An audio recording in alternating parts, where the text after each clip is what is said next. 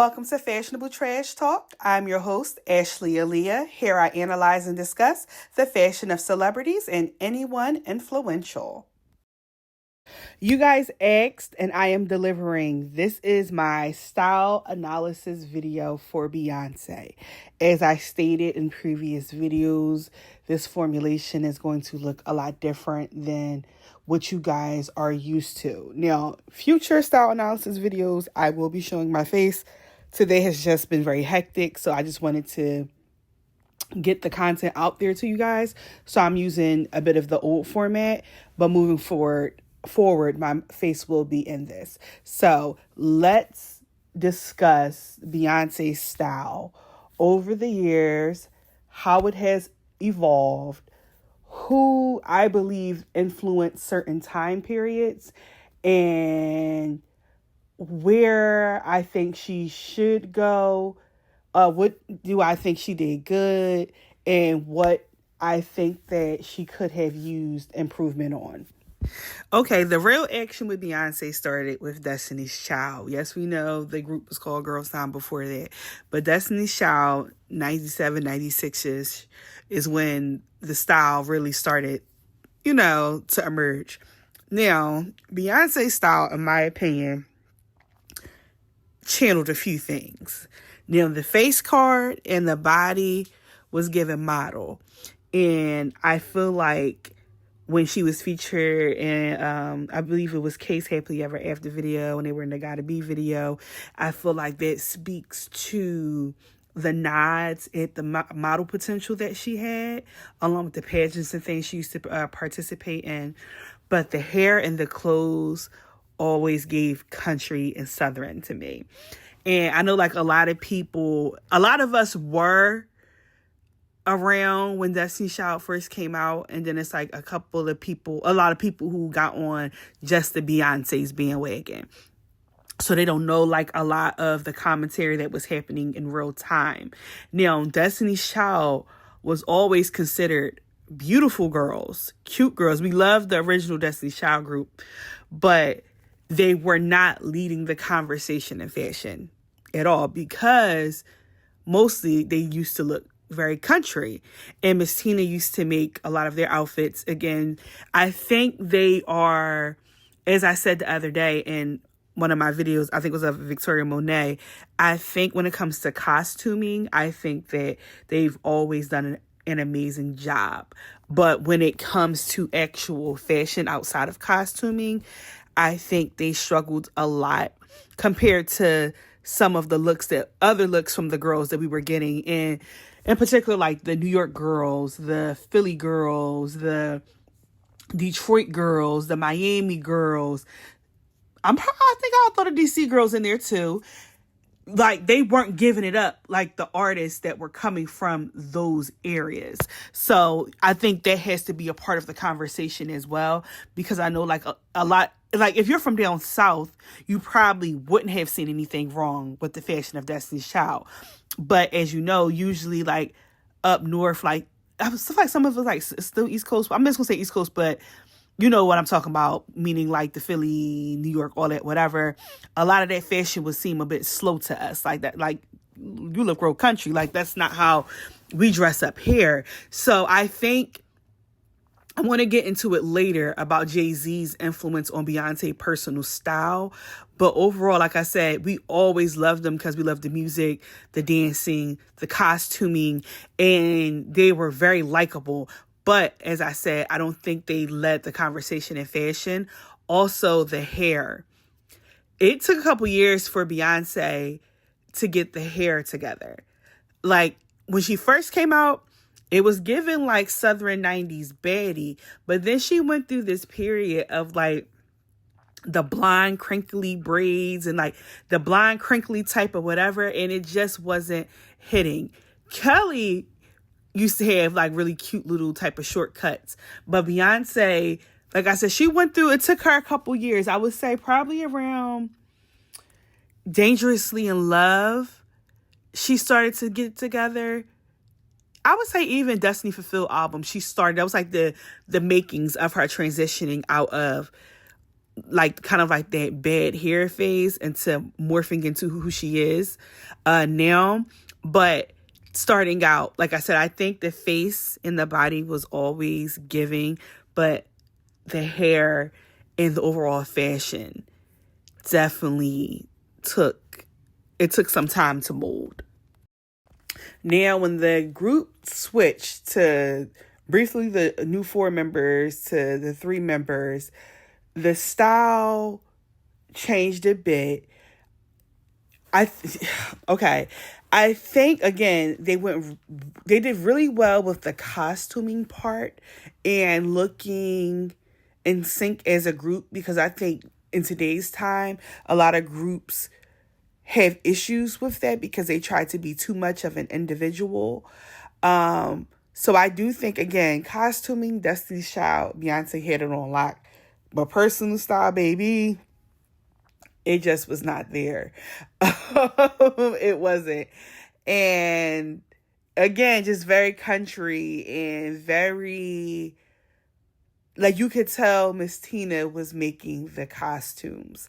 But I do think this was the point, as I said earlier, towards the Destiny fulfilled stage is when you truly start to see Beyonce have some say and start taking more control in her personal image. And I think that was largely due to her dating Jay-Z. And after this, I'm going to get into that finally. But like I said, you subtly see her hair start to change. You start to see her phase out of the blonde braids. And that can be part maturity as well. But I think that was a lot of her coming into her womanhood and kind of owning her style. So I think the hair got a lot better. The beauty, of course, she was already beautiful, but that even got better with time. The clothing, I think you could see a desire to want to be more fashionable. But again, I think the standards for what is fashionable down south versus what's fashionable, in places like New York has 2 different definitions. And I think that she was slowly starting to see that. And I think, like, for instance, like the girl video when they did the whole Sex and the City bit, although in theory the music video was cute, those outfits were a hot mess, especially Beyonce's. But it just proves my point that it was like their interpretation, like more Sex in the City, more through a Southern lens. But I think with Lose My Breath video, you saw a drastic improvement in the fashion compared to the things that they were already wearing. And it was like, okay, I can see it for y'all. I definitely can see it. So when Beyonce eventually went solo, I think that although it was a few hiccups, it was, you definitely can see a drastic difference in her fashion. But let's get into Beyonce's solo career and her fashion. Now, the one thing I always respected about Beyonce is how she soft launched her solo career. How she first went in to do Carmen. She did Fox and Cleopatra in like the Austin Powers movie. She did Fighting Temptations movie, which is actually one of my favorite movies. And she did the Summertime record. She did Work It Out record and the Fighting Temptations record. And I love that she did all of this to kind of find, how can I put this? Instead of blowing up her career that she built, just trying to straight go solo, I love that before she officially did it, she tested out a few things. And one of the things that she tested out was, I don't understand why people questions Beyonce's blackness, because if you look at her fashion and her hair, she was like this Afrocentric hip hop and R&B fusion when she was like first trying to go into that solo lane. And honestly, quiet as it's kept, if it was more marketable for like that mainstream audience, I can 100% see Beyonce being one of the more of the naturalista girls, like having that neo soul S type of feel to her hair. But I think, we just have to be 100% honest, because we talk about all the time, even in the workplace, that type of hair is not as marketable to mainstream. So it was never surprising to me when later on in her career, when she already had the career built, that she reverted back to what was already her roots with like the braids and all of that. And why she is low-key, her and Blue low-key holding Jay-Z hostage with them locks that he's dying to cut because he's a New York man. They all about low-cut seasons with the deep waves. But I just never understood that argument about her because Beyonce has always been black as hell. But I just think she learned to package it differently during this period, because I also think a lot of the fans think that, Beyonce just went completely solo and just had automatic success. She didn't, It was like she did the movies, and with the movies she had the singles, and with the singles that came from the movie, she was able to test the temperature of her audience and see, was she going to retain them? Was it going to be a lot harder? And this is why, because people weren't really feeling like the fro, that true fro she did with like Work It Out and Fighting Temptations. We loved it mostly because of Missy, and we loved Free from 106 in Park. So it was like, okay, they love more of that hip hop cutesy girl feel in me. So that's the lane I'm going to try to take for my solo career. And that's why I don't understand why people get so dismissive of Jay-Z's influence in Beyonce's solo career and properly helping her transition into being taken serious as a solo artist in a fashionable capacity. And now we're going to get into that. Now, before I get into the meat and potatoes of this, I just wanted to acknowledge the fact, because Beyonce fans get very touchy when you speak about Jay-Z's direct influence on her style or her career at all. They just act like he didn't have any influence and it was just like 100% all her, which simply was not true. I think the biggest impact he had, outside of kind of giving her the official hip-hop stamp, was her fashion. Now, let me say this. Beyonce is not the only woman in the industry whose style has been influenced and redirected by a man. She's not. Cardi B, Offset was a direct influence in the shift in Cardi B's fashion. Quavo and Saweetie. Quavo was a direct shift in Saweetie's fashion. And the minute that relationship was over, you seen the fashion decline. Nicki Minaj and Meek Mill. When Nicki stopped wearing all those crazy colors and wigs is when she got with Meek. And he pretty much turns her into Uptown Philly girl. And that's when her name started really being taken serious in fashion conversations, and the girls started wanting a quote-unquote 40-inch bust-down hairstyles and all of that, after Meek heavily influenced the direction her fashion was going in. Lori Harvey and Michael B. Jordan. You have that, where we loved Lori, but her fashion really started to be taken serious when Michael B. Jordan gave her their budget for a stylist to make sure her image was always going to be aligned with his while they were dating. Y'all may not like it, but Diddy heavily influenced J-Lo's fashion, Cassie's fashion, and Carisha's fashion. They didn't date, but Kanye heavily influenced Rihanna's direction. He had a huge hand in the redirection of her. Basically, he gave her Khaleesi's entire playbook. If you look at Khalees' Bossy video, that is literally all of the fashion from Rihanna's career. Y'all also may not like it, but Future also had a hand in Ciara's rebrand as well. And the biggest of them all, Biggie Smalls' hand in the fashion rebrand of Faith Evans, Lil' Kim, and Charlie Baltimore. So it's like, it's not a new concept of men pretty much navigating the conversation and steering women in the correct direction who kind of need a little help when it comes to fashion. Now, I always say when it comes to like fashion and hair that Aliyah was more Jay-Z's type. And I'm not talking about personality, I'm talking about fashion wise. If you listen to a lot of Jay-Z's early music, it was about a high fashion girl that was like into labels and had it going on. Now, Beyonce was originally, again, a country girl who mom made her clothes, who wanted to channel that neo soul, Afrocentric type of feel. But when she got with Jay-Z, you slowly seen her style transition. Like the Burberry bikini that she wore in '03 Bonnie and Clyde video. Like that was her first like real official steps into becoming the designer girl that we see now.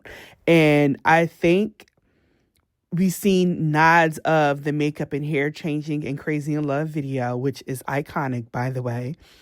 But I think it was like officially stamped into who she was by Upgrade You video, because Upgrade You still today is one of my favorite music videos from Beyonce. But just how heavy she talked in that song, the looks that she was given in that video, she was just fully solidified in herself in the new lane that he helped curate for her fashion wise.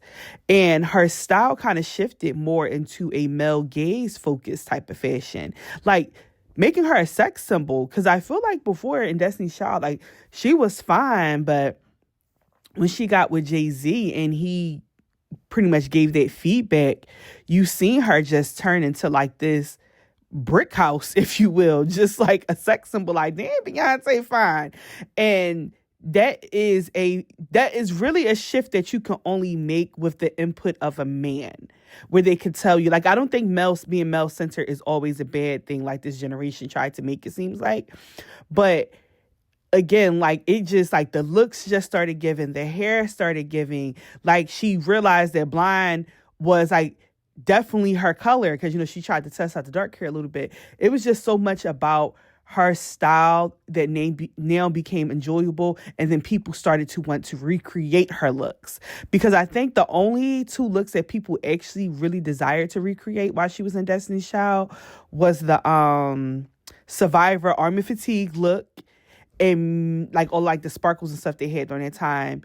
Some of the Bootylicious looks probably, and dang, I just had it in my head. The other look that people, Independent Women. And mostly like the colors. But I think after like this period, like we by B-Day album, she had a full understanding of her style and what direction she was taking it in. Now, Beyonce has lived so many lives with her style, and I could be here all day trying to go through each fashion phase she has gone through, depending on what project she was working on, what album she was working on. We would be here all day.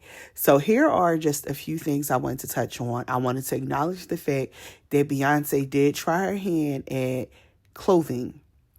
She had House of Darion during her Destiny's Child phase, her and her mom. Now, in recent years, she has Ivy Park. Now, one of my critiques of Ivy Park is that I feel like, although the pieces are cute sometimes, I feel like they're not very groundbreaking, and I do feel like a lot of the trends are usually a couple years behind, meaning like the color palettes and things she chooses to use sometimes. Now, getting into Beyonce fashion overall, Beyonce is a creature of habit. And depending on what album she has out, what she's feeling, if Beyonce loves a look, she loves a look.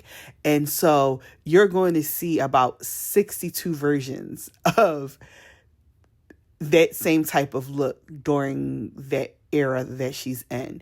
And I think that is, people kind of misinterpret that as her not being able to dress, because some people love Beyonce's fashion, some people don't.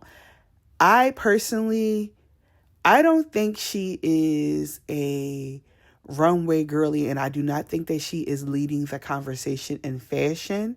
However, I enjoy the fact that a lot of her fashion choices is very performer costume-esque base. I think as far as music videos, I do think that Beyoncé leads the conversation on costuming. I think she does a really great job at creating iconic looks that we will remember on the stage and in her music videos. Now, when it comes to her streetwear and, red carpet looks, those are very how can I put this? They don't possess the same drama as her performer looks does.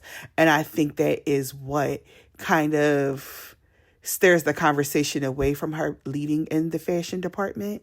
And I think it's largely due to the fact, again, she's a creature of habit. So like one of my least favorite looks of hers is when she fell in love with the blazer dress, the tiny sunglasses, and the tiny purse. Lord, my girl ran that down into the ground. Now her latest obsession are the cowboy hats because of Cowboy Carter and things like that. So we've seen several variations of their outfits during the Carter's album. My girl fell in love with suits, and that was when she fell in love with them blazer dresses too. So it's like you just got to take Beyonce for what it is. When my girl loves something, she's going to do it 62 different ways. It's just who she is.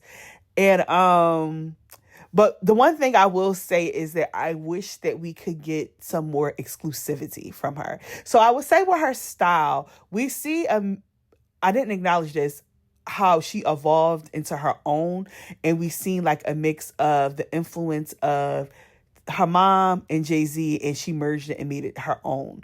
But what I would say is I would love to see more exclusivity in the designer pieces that Beyonce chooses to wear, because I feel like sometimes her pieces are way too accessible. Like it should have never been a moment when Jada Waiter and Beyonce had on the same outfit ever. But overall, Beyonce, I think you have to give a hats off to her for having the longevity she has had in this game, for how long she has had it, and still being able to wardrobe herself. And again, I get that a lot of people may have a lot of opinions about her style, but when you have been in the game as long as she has, I think you just have to give credit that she has been able to rebrand and recreate herself as often as she has, because it's so rare. It really is. So that's my fashion take on Beyonce. You guys, if you want to book me for styling services, you can visit me at www.ashleyaliyah.com. To shop my boutique, you can visit Rich Bitch Collection, www.richbitchcollection.com. And if you want to follow me on social media, you can follow me at Ashley2_Aliyah. All right, see you guys next episode.